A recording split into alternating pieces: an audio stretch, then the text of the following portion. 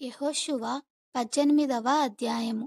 ఇశ్రాయేలీయులు ఆ దేశమును స్వాధీనపరచుకొనిన తరువాత వారందరూ షిలోహునకు కూడివచ్చి అక్కడ ప్రత్యక్షపు గుడారము వేసిరి.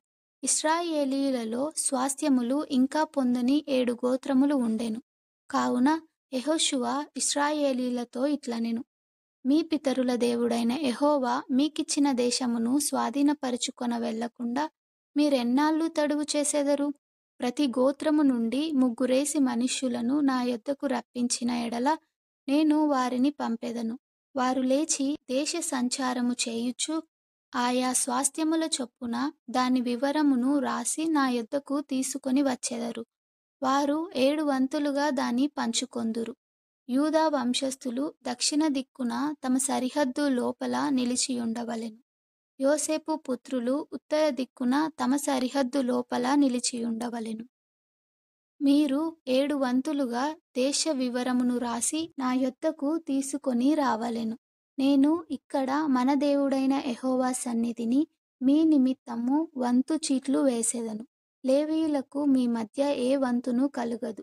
యెహోవాకు యాజక ధర్మము చేయుటే వారికి స్వాస్థ్యము.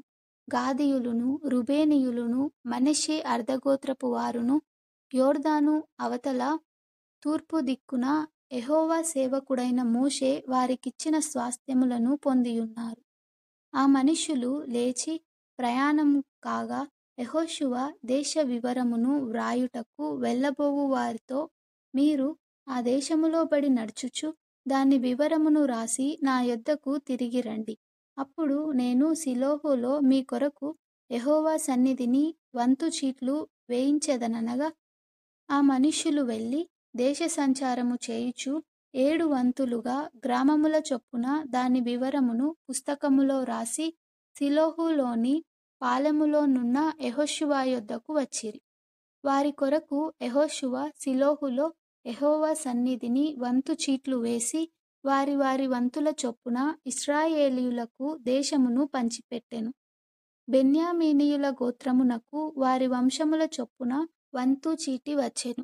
వారి చీటి వలన కలిగిన సరిహద్దు యూదా వంశస్థుల సరిహద్దుకును యోసేపు పుత్రుల సరిహద్దుకును మధ్య నుండెను.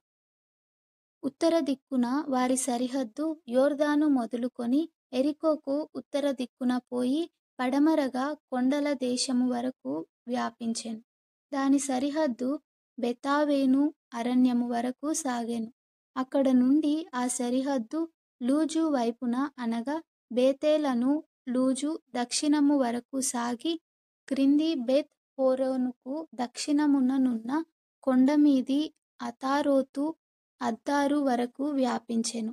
అక్కడ నుండి దాని సరిహద్దు దక్షిణమున బెత్ హోరోనుకును ఎదురుగానున్న కొండ నుండి పడమరగా దక్షిణమునకు తిరిగి అక్కడ నుండి యూదా వంశస్థుల పట్టణమైన కిర్యత్బయాలు అనగా కిర్యత్యారీము వరకు వ్యాపించెను. అది పడమటి దిక్కు.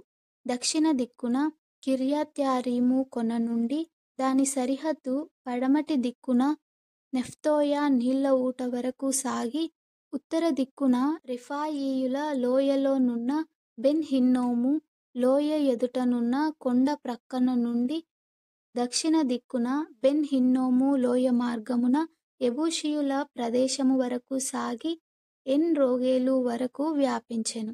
అది ఉత్తర దిక్కు నుండి ఎన్షెమేషు వరకు వ్యాపించి అదుమ్మీమునకు ఎక్కుచోటికి ఎదురుగానున్న గెలీలోతు వరకు సాగి రూబేనీయుడైన బోహాను రాతి యొద్దకు దిగెను.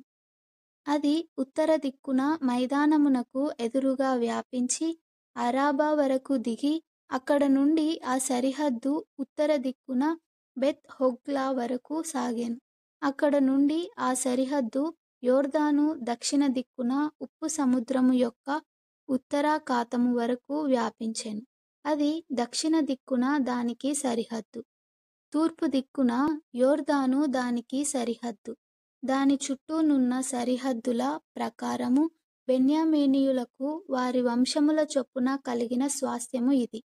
బెన్యామీనీయుల గోత్రమునకు వారి వంశముల చొప్పున కలిగిన పట్టణములు ఏవేవనగా యెరికో, బెత్ హోగ్లా, యెమెక్కేసీను, బెతారాబా, షెమా, రాయిము, బేతేలు, అవీము, పారా, ఓఫ్రా, కెఫరమ్మోని, ఒప్ని, గేబా అనునవి. వాటి పల్లెలు పోగా 12 పట్టణములు. గిబియోను, రామా, బెయేరోతు, మిష్పే, కెఫీరా, మోసా, రెకెము, ఇర్పెయేలు, తరాల, సేలా, ఎలెపు, యెరూషలేము అనబడిన యెబూషీ, గిబియా, కిర్యాతు అనునవి. వాటి పల్లెలు పోగా 14 పట్టణములు. వారి వంశముల చొప్పున ఇది బెన్యామీనీయులకు కలిగిన స్వాస్థ్యము.